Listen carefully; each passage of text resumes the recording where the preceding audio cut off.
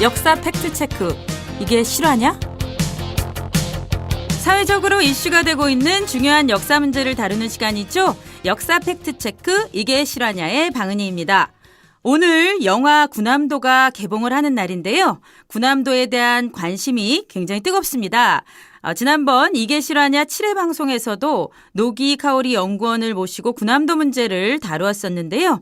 오늘은 군함도를 포함해서 일제강점기 강제동원 피해에 대해서 이야기를 좀 더 나눠보도록 하겠습니다. 청취자 여러분들은 일제강점기 강제동원된 사람이 몇 명이나 되는지 혹시 알고 계십니까? 정확한 계산은 어렵지만 역사학계가 그동안 조사한 바로는 약 700만 명 정도입니다. 어마어마하죠. 이게 어느 정도냐? 부산과 대구 시민 전체를 합친 숫자보다도 더 많습니다. 이 많은 피해자들이 지금껏 일본 정부로부터 제대로 된 사과를 받지 못했고 일본 기업으로부터도 제대로 된 배상을 받지 못했습니다. 시간이 지나면서 피해자분들이 세상을 떠나고 계시는 안타까운 현실이 지속되고 있는데요. 얼마 전 생존 피해자분들이 더 이상 시간이 없다며 이 문제의 해결을 바라는 기자회견을 열기도 했습니다. 오늘 이 문제를 민족문제연구소 김진영 선임연구원을 모시고 이야기 나눠보도록 하겠습니다. 김진영 선생님 안녕하세요. 네, 안녕하세요. 김진영입니다. 네, 먼저 본인 소개를 간단히 해주시겠습니까? 네, 민족문제연구소 선임연구원이고요. 태평양 전쟁 피해자 보상 추진협의회 간사 일을 하고 있습니다. 네, 태평양 전쟁 피해자 보상 추진협의회. 짧게 우리 보추협이라고 해도 되겠죠? 예, 네, 맞습니다. 이 단체도 역시 연구소가 사무국을 맡고 있는 단체인데 단체 소개도 간단히 해주시겠습니까? 네, 태평양 전쟁 피해자 보상 추진협의회는 일제시대에 강제로 동원되어서 고통을 겪은 피해자분들 그리고 그 유족분들이 모여서 결성한 단체인데요. 피해 진상규명과 피해 구제를 위한 실질적인 활동, 자료조사, 소송까지 이어지는 활동을 하고 있습니다. 소송은 주로 일본 정부와 기업을 상대로 하고 있는데 그 전부터 연구소하고는 또 함께 사업을 해왔지만 2003년부터는 정식으로 연구소가 사무국을 맡게 되었습니다. 네, 연구소가 사무국을 맡고 있는 단체가 꽤 많이 있는데요. 보추협도 활약이 대단한 단체입니다. 강제동원 피해자분들 그리고 유족분들 활동이 참 많은데요. 그러면 본론으로 들어가서 지난번 이제 국회에서 강제동원 피해자분들이 오이사 대법원 판결로부터 5년 더 이상 기다릴 수 없다라는 제목으로 기자회견을 하셨는데 그 내용에 대해서 한번 짚어주시겠습니까? 네, 지난 5월 30일에 국회 도서관에서 열린 기자회견입니다. 이날 기자회견에서 강제동원 피해자분들이 두 가지 주장을 했습니다. 첫째는 강제동원 관련 피해자 손해배상에 대한 법원의 최종 판단이 빨리 이루어져야 한다는 것이고요. 두 번째는 이명박 정부 이후에 강제동원 피해 문제 해결을 위한 사업이 네. 중단되고 있는데 네. 상시적인 전문 기구를 마련하라는 그런 요구를 하고 있었습니다. 네, 피해자분들이 요구하는 그 법원 최종 판단이 어떤 건가요? 그러니까 강제동원 피해 문제는 우리 사회가 민주화된 게 1990년대쯤 아닙니까? 네네. 그러니까 그때쯤부터 사실은 본격적으로 일본에서 재판이 시작이 됐는데요. 네. 일본과 한국에서 피해자 손해배상 소송을 계속 진행되고 있는데 재판을 할 때마다 기각을 당하거나 계속 패소해 왔습니다. 그러다가 2012년도에 한국에서 뜻밖의 판결이 나왔습니다. 이게 이제 정말 역사적인 대법원 판결이었었는데 네. 이때 2000년하고 2005년에 제소했던 신일본제철 미쓰비시 중공업에 대한 손해배상 청구 소송이었습니다. 네. 이때 피고 가해 회사들이 피해자분들에게 급여와 배상금을 지급하라는 판결을 받았습니다. 이게 이제 처음으로 배상 판결이 나온 것이었습니다. 네. 근데 대법원에서는 일단 2012년에 판결이 이렇게 내려졌는데 아직까지 결론이 안 난 건 일본 기업이 다시 상고를 했기 때문인가요? 예, 맞습니다. 파기환송된 후에 네. 고등법원에서 다시 승소하고 또 이제 가해 회사가 다시 상고해서 또 대법원에 올라가서 기다리고 있습니다. 네. 근데 지금 5년이 지났는데 그러니까 처음 대법원 판결을 받은 지 5년이 지났는데 이 기간 동안 이제 피해자분들이 연령이 이제 고령이 되시니까 네. 거의 돌아가시고 계신 상태입니다. 5년이면 꽤 오랜 시간인데 연로하신 분들한테는 꽤 오랜 시간인 것 같은데 혹시 피해자분들이 몇 분 정도 돌아가셨던 거죠? 그러니까 미쓰비시 소송의 경우에는 원고가 5분이었었는데요. 네. 5분이 모두 돌아가셨습니다. 아, 그리고 신일철 소송은 4분이었는데 2분이 돌아가셨고요. 그 외에도 뭐 저희가 후지코시 소송도 3건을 하고 있는데 네. 그 원고분들이 이제 합쳐서 20명 정도 됩니다. 이제 피해자 본인이 20명 정도 되는데 네. 이 할머님들은 할아버지들보다는 연령이 좀 더 이제 어리세요. 그렇더라도 이제 30년 초반생이시기 때문에 거의 90이 다 되셨습니다. 네. 할머님들도 이제 입원하시고 요양원에 가시고 이러고 계신 상태입니다. 이거 일본 기업들은 강제동원 피해자분들이 다 돌아가시기를 바라고 있는 게 아닌가 생각될 정도인데 우리나라 대법원이 뭐 하고 있는 건지 모르겠네요.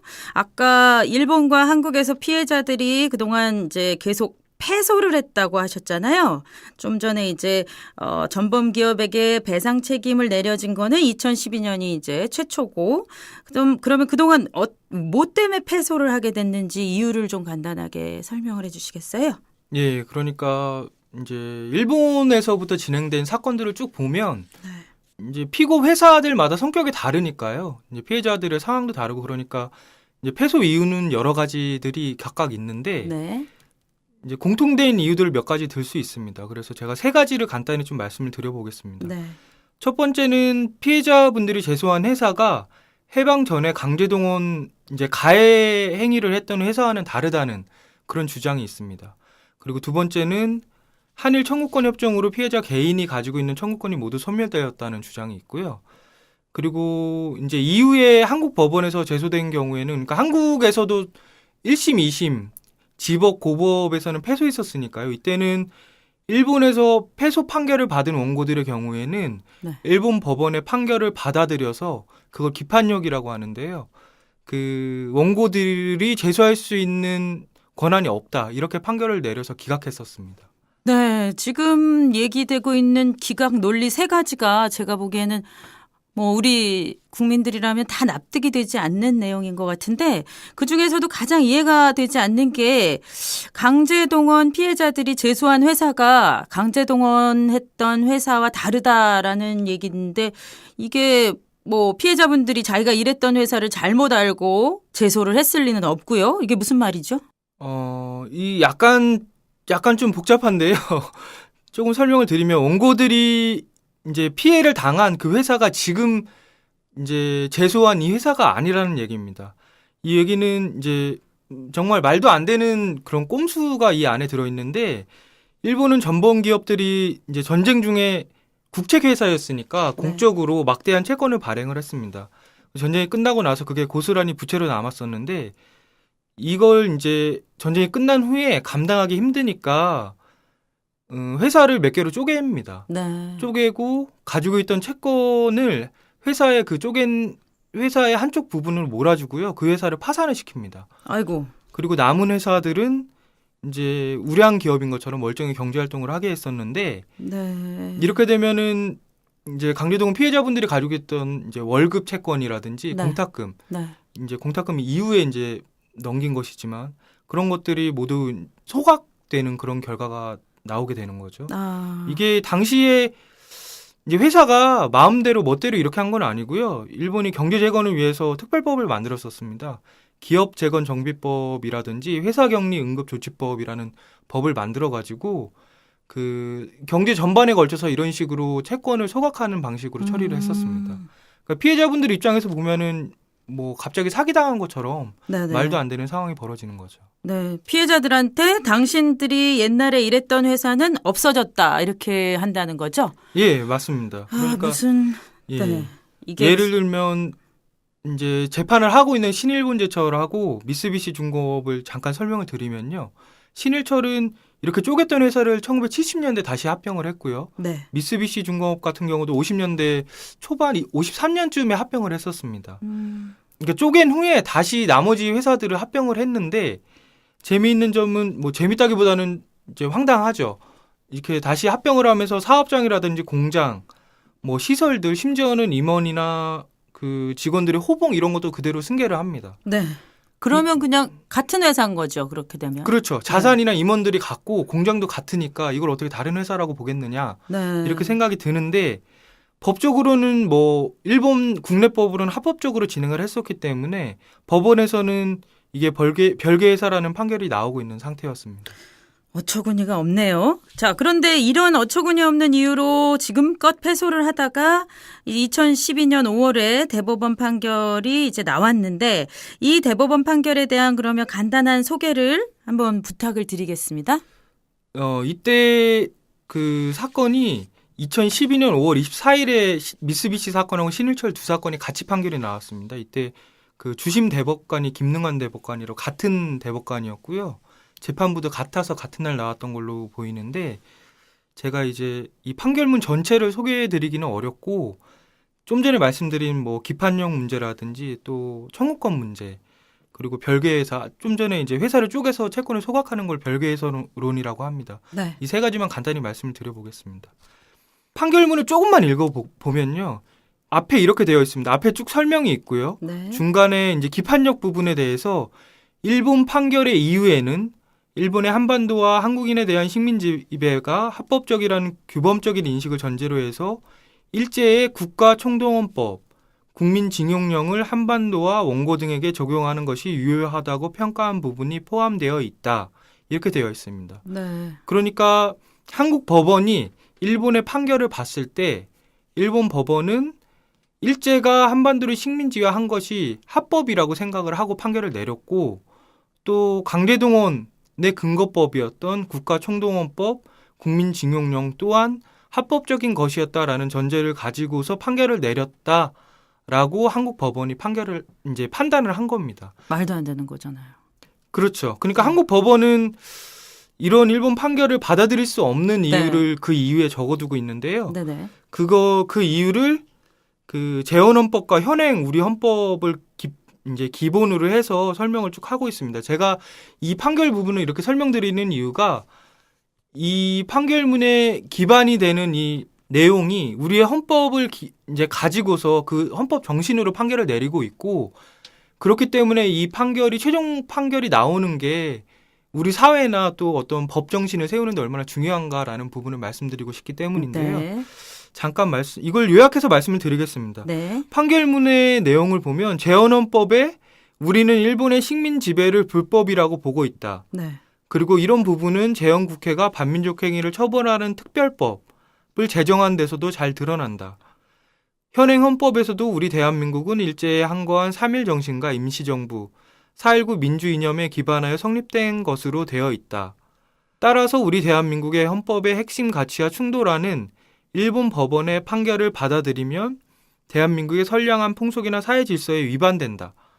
너무나 상식적인 판결이 아닐 수 없습니다. 그렇습니다. 우리 헌법은 지금 식민지 지배 자체를 불법으로 보고 있기 때문에 네네. 그거를 합법으로 전제하고 판결을 내린 일본 헌법을 판결을 받아들일 수는 없죠. 없다라는 네. 판결을 내린 거고요. 네. 두 번째로 이제 청구권 문제는 굉장히 오랫동안 논점이 되어 왔었고 그 지금 청취하시는 분들도 청구권 협정으로 개인 청구권이 모두 소멸된 것으로 이해하시는 분들이 많으실 겁니다. 우리가 흔히 알고 있는 한일협정 말씀하시는 거죠? 예, 맞습니다. 한일협정이죠. 정식으로는 1965년 6월 22일에 체결된 국교 정상화를 위한 대한민국과 일본국 간의 기본관계에 관한 조약, 네. 그 부속 협정으로 대한민국과 일본국 간의 재산 및 청구권에 관한 문제 해결과 경제협력에 관한 협정, 줄여서 청구권 협정이라고 얘기를 합니다. 네.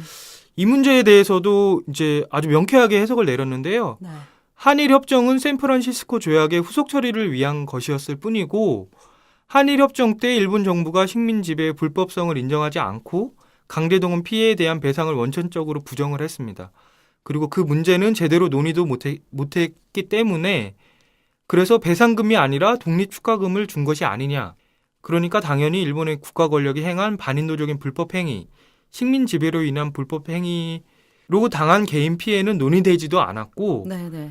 개인 청구권은 남아있다. 일본 정부가 책임을 져야 된다. 이렇게 판결을 내리고 있습니다. 제가 이제 판결문을 읽어드린 게 아니고요. 제가 네. 요약해서 그 설명을 해드린 겁니다. 네, 그러면은 이제 우리 대법원은 개인 청구권이 남아있다라고 얘기를 했다는 거죠. 이렇게 판결을. 그러니까 모든 개인 청구권은 아니고요. 네네. 그 국가 권력이 행한 반인도적인 불법 행위. 뭐 에 예를 대해서. 들면 일본군 위안부 문제나 강제동원 피해 문제. 네네. 그런 문제를 얘기합니다. 그리고 마지막으로 아까 이제 회사를 쪼개는 그 별개 회사론 같은 경우에는 네. 그런 방식으로 회사를 쪼개서 채권을 소각하면 우리 상식에서는 받아들일 수 없다. 왜냐하면 일본의 특별법으로 만들어진 방식이었으니까요. 네네. 한국 국민은 그거를 이해하기가 어렵죠. 우리는 받아들이기가 완전 어려운 사기당한 것 같이 느껴질 예, 수도 있죠. 그렇습니다. 원고분들을 모시고 가보면 네. 당황하시죠. 네, 그 네. 회사가 거기 남아있고 자기가 일했던 공장이 그대로 있는데 멀쩡히 흑자도 내고 그렇죠. 예. 그런데 망했다, 없어졌다라고 얘기를 하니까. 예. 네. 자, 이래서 지금 대법원 판결이 대단히 감동적인 판결인데 이게 나오기까지 90년대부터 2012년까지 길게는 뭐 20년 넘게 걸렸다는 게 저로서는 좀 납득이 안 가는데 어쨌든 이 판결이 나왔을 때 굉장히 감격적이셨을 것 같아요. 예, 저는 그날 이제 법원에 가지는 않았고 나중에 판결문을 받아서 읽어보는데 네. 이 심장이 막 쿵쿵 뛰더라고요. 네. 1990년대부터 재판이 본격적으로 많이 진행이 됐지만 사실은 원포 피해자분들 같은 경우는 1960년대부터 재판을 계속 해왔으니까요. 네. 그러니까 일부 화해한 사회, 그러니까 회사하고 화해를 한 사례가 몇 건 있지만 대부분은 다 패소했습니다. 네. 그러니까 이제 저보다도 원고 피해자분들이 정말 좋아하셨고 이 판결 이후에도 또 이제 후속 소송이 10건, 13, 4건 가까이 추가된 걸로 그렇게 알고 있습니다. 네. 그러니까 역사가 법을 통해서 현실에 적용된다고 할까요? 그런 느낌을 그때 받았던 기억이 납니다. 너무 그동안 수고 많으셔서 이 판결이 나오고 굉장히 눈물이 나오셨을 것 같은데 근데 어쨌든 그 이후에 아직 이게 최종적으로 결론이 안 나오고 있어서 지금 답답한 건데 자 그러면 최종 판결이 나오면 일본 기업들이 배상을 바로 할 수 있나요? 어차피 이게 일본 기업들이라서 한국 법원에서는 뭐라고 하더라도 자기네들은 뭐 배상을 안 하겠다, 배째라 뭐 이런 식으로 만약에 나온다면 우리가 뭐 강제로 어떻게 할 수 있는 수단이 있나요? 약간 좀 복잡한 부분인데요. 저희는 어쨌든 이런 문제를 예상을 했었기 때문에 국내에 자산이 있는 기업들만을 상대로 재판을 시작을 했습니다. 네. 그러니까 최종 판결이 나오면 법적으로 봤을 때는 원고분들이 가서 이제 압류를 할 수 있는 거죠. 뭐 딱지를 붙인다고 하죠. 네. 그렇게 대응을 할 수 있기는 한데 네네. 한편으로는 이렇게 90대 다 된 고령의 원고들을 상대로 꼭 이렇게까지 해야 되는가? 네. 그 다른 방안을 찾아서 외교적인 문제도 있고 또 경제적인 문제도 있으니까 해결 방안을 찾아보자. 그런 내용이 이번 기자회견 안에 들어가 있는 겁니다. 네네. 국가의 이런 법적 해결도 중요하지만 국가의 역할이 더 중요하다. 자, 그런데 이제 이명박 때 강제동원 문제 해결을 위한 상설기구가 이제 사라졌단 말이죠. 이제 요런 것들이 좀 필요하다는 말씀이었을 것 같은데요. 예, 기본적으로 그러니까 노무현 전 대통령 때 특별법을 만들어 가지고요. 그 강제동원 피해 진상규명위원회 이후에는 이름이 바뀌었지만 네. 그 위원회가 활동을 했었는데 그때 30만 건 좀 넘게 피해 신고를 받아서 또 조사도 하고 그 여러 가지 활동을 했습니다. 근데 그 조사 사업이 다 마무리되기 전에 네. 그 활동이 종료가 된 상태고요. 그때 만들어진 특별법을 기반해서 지금 이제 부산에 전시실을 갖추고 있는 재단이 만들어져 있는 상태입니다. 문제는 이제 재단 운영에 관한 세부적인 어떤 법적인 근거가 없어요. 네. 그래서 뭐 예산도 없고 활동도 못 하고 있고 지금 여러 가지 현안 문제들이 많이 생기고 있지 않습니까? 네네. 아무 대응도 못 하고 있는 상태입니다. 네. 그러니까 저희 안타깝네요. 저희 입장은 이제 어르신들이 계속 돌아가시는 것도 네. 굉장히 중요한 문제고 또 한편으로는 지금 그 일본과의 어떤 과거사 문제를 해결하는데 강제동원 문제를 전문적으로 담당하는 기관 하나 없는 현실이 안타깝고요. 네. 이 문제를 해결하기 위해서 이제 상설 규모가 있고 또 예산도 가지고 있는 힘 있는 네. 상설 기구를 만들든지 현 재단을 힘있게 운영할 수 있는 법적인 어떤 기반을 제정을 하든지 네. 어쨌든 국회와 정부가 나서야 한다는 요구를 하고 있는 겁니다. 네. 얼마나 급하면 고령의 피해자분들이 직접 나서서 기자회견을 하셨겠습니까? 네, 당장 국회와 정부의 대책이 시급할 것 같은데요. 일본 기업들도 잘못을 빨리 사죄하고 모든 손해배상을 좀 했으면 좋겠네요. 자, 대법원 판결도 최대한 빨리 나와야 될 것 같은데 자, 마지막으로 한 말씀 마무리 말씀을 해주신다면요. 예, 지금 뭐 한국 사회가 굉장히 급격히 이제 제자리를 찾아간다고 할 거예요. 어쨌든 변하고 있는데 네. 이 문제에 관해서도 기본적으로는 시민분들의 관심이 무엇보다 굉장히 중요합니다. 뭐 강제동원 피해 문제는 예전 일이기는 하지만 네. 그 피해 규모라든지 어쨌든 저희 바로 윗세대 어르신들에 관한 문제인데 저희 한 사람 한 사람 연관이 되어 있지 않은 사람들이 없다고 할 정도로 굉장히 큰 문제예요, 사실은. 네네. 그러니까 시민 여러분들의 관심을 부탁을 드리고 연구소도 계속해서 싸워 나가도록 하겠습니다. 그리고 저희가 이 문제에 관심을 갖지 않고 있을 때 정말 해방 직후부터 지금까지 50년, 60년 가까이 일본에서 이 문제를 가지고 싸우고 씨름하고 있는 일본 분들이 계십니다. 네. 그분들과도 계속 연대해서 함께 싸워 나가도록 열심히 해나가겠습니다. 네네. 얼마 전 7월 23일에 나눔의 집에 계시던 김군자 할머니께서도 돌아가셨습니다. 지금 생존해 계시는 피해자분들이 하루하루를 힘들게 버티고 계시는데 이분들이 돌아가시기 전에 어서 이런 문제들이 빨리 해결됐으면 좋겠네요. 군함도 때문에 이제 강제동원 문제에 대해서 관심을 가져주신 여러 시민 여러분들, 또 민족문제연구소 회원 여러분들도 또 연구소가 앞으로 이 문제에 더 앞장서서 열심히 싸울 수 있도록 관심을 갖고 힘이 되어주시면 감사하겠습니다. 네, 오늘은 민족문제연구소 선임연구원 겸 우리 태평양전쟁 피해자 보상추진협의회 간사 김진영 선생님을 모시고 강제동원 문제에 대해서 얘기를 나눠봤습니다. 선생님 감사드리면서 이 자리 마치겠습니다. 감사합니다. 네, 감사합니다.